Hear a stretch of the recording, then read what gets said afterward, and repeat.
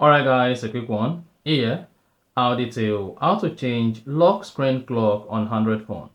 So if at the end of this you found this offer informative, please don't forget to like and then subscribe.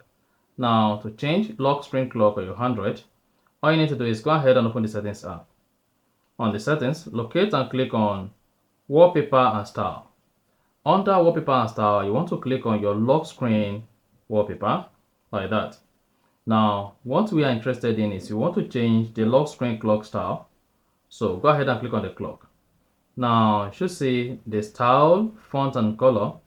So you just need to come here and select the type of clock style you want to use on your lock screen. So you can adjust it and then expand it.